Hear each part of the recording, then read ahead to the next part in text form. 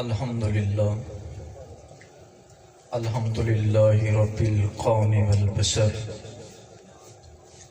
اما بعد فاعوذ باللہ من الشیطان الرجیم بسم اللہ الرحمن الرحیم وقل رب زدنی علما آمنت باللہ صدق اللہ العظیم وصدق رسولہ النبی الکریم الامین وقال اللہ تبارک و تعالی فی شان حبیبہ مخبرا وامرا ان اللہ وملائکتہ یصلون علی النبی یا ایہا الذین آمنوا صلوا علیہ وسلموا تسلیما الصلاة والسلام علیکہ یا سیدی یا رسول اللہ الصلاة والسلام علیکہ یا سیدی یا حبیب اللہ وعلا آلکہ واصحابکہ یا سیدی یا خاتم النبیین۔ مدرسہ ہے علم کی تلاش کے طلبوں کا نام، مدرسہ ہے علم کی تلاش کے طلبوں کا نام، مدرسہ ہے فیض کے پرکیف سیلابوں کا نام۔ قدسیوں کے روپ میں انسان ڈھلتے ہیں یہاں، قدسیوں کے روپ میں انسان ڈھلتے ہیں یہاں، لشکر اسلام کے تو شیر پلتے ہیں یہاں۔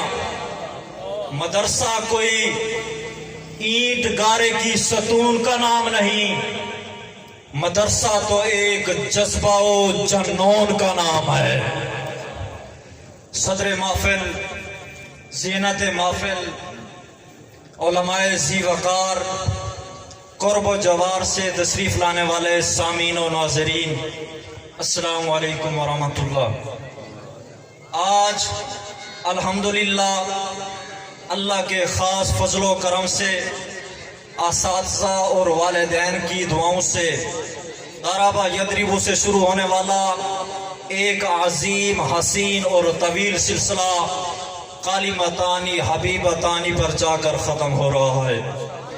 میں بلا تمہید عرض کروں کہ اسلام نے علم کو بہت اہمیت دی ہے۔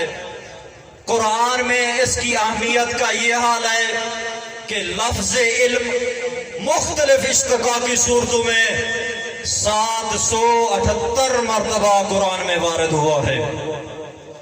عزیزان گرامی قدر، حضرت امام ابن حجر اسقلانی رحمۃ اللہ تعالی علیہ آپ فرماتے ہیں کہ اللہ نے اپنے محبوب کو کسی چیز کی زیادتی کو طلب کرنے کا حکم نہیں دیا، علم کی زیادتی کو طلب کرنے کا حکم خود خدا نے اپنے محبوب کو دیا ہے۔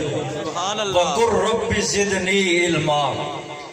حضرت آدم علیہ السلام کو اللہ نے فرشتوں پہ فضیلت دی، برتری دی، خلافت عرضی ملی، کسی اور وجہ سے نہیں، علم ہی کی وجہ سے ملی۔ حضرت سلیمان علیہ السلام کو اللہ نے 3 چیزوں میں اختیار دیا، بین المالی والملکی والعلمی۔ حدیث پاک میں آتا ہے کہ اللہ کے نبی نے مال کو بھی پسند نہیں کیا، سلطنت کو بھی پسند نہیں کیا، علم کو پسند فرمایا۔ فاختار العلم فاوتی المال والملک۔ علم کے سبب اللہ نے مال بھی عطا کر دیا اور سلطنت بھی عطا کر دی۔ عزیزان گرامی قدر، علم دین سیکھنا دیگر فرائض سے زیادہ اہم فریضہ ہے، کیونکہ سارے اعمال اور عبادات علم کے ذریعے سے ہی ہو سکتے ہیں۔ اس لیے تو حضور صلی اللہ تعالی علیہ وسلم نے فرمایا کہ ایک عالم دین شیطان پر 1000 عابدوں سے زیادہ بھاری ہے۔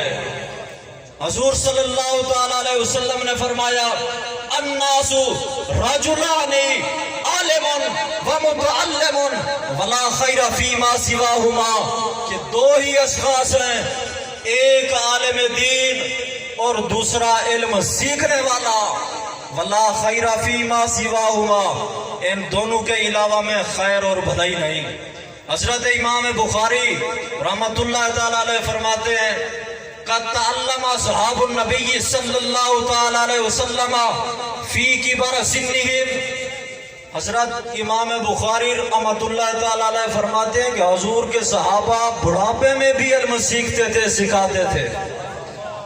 عزیزان گرامی قدر، میں تو کہتا ہوں جس طرح خاندانوں کا سلسلہ نسب چلتا چلتا چلتا کہیں جا کے ملتا ہے، اس طرح علم دین سیکھنے والوں کا اور علم دین سیکھنے والوں کا اور مدرسوں کا بھی ایک سلسلہ چلتا چلتا چلتا اصحاب صفہ سے جا کے ملتا ہے، غار ہرا سے جا کے ملتا ہے، حضرت آدم علیہ السلام سے جا کے ملتا ہے، وَعَلَّمَ آدَمَ الْأَسْمَاءَ كُلَّهَا۔ اب سوال پیدا ہوتا ہے دینی مدرسہ کسے کہتے ہیں؟ دینی مدرسہ کوئی ایسی جگہ کا نام نہیں کہ جہاں عربی پڑھائی جاتی ہو، قرآن اور حدیث کے ترجمے کرائے جاتے ہو۔ دینی مدرسہ اسے کہتے ہیں جہاں مدرس پڑھانے والے عالم دین ہوں اور دین سکھایا جاتا ہو۔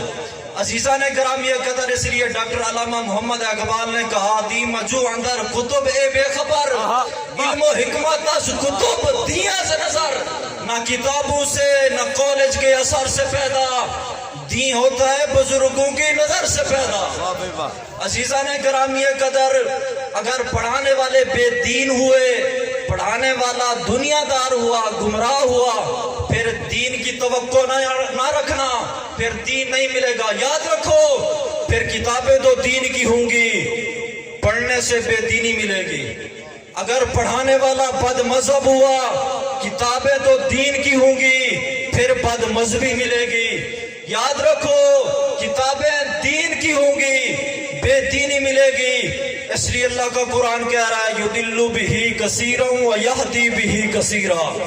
بے شک۔ اب عالم دین کسے کہتے ہیں؟ جو عربی بڑی مہارت سے پڑھتا اس کو عالم دین نہیں کہتے، جو قرآن اور حدیث کے ترجمے کر سکے اس کو عالم دین نہیں کہتے۔ عالم دین کے لیے دو باتوں کا ہونا ضروری ہے۔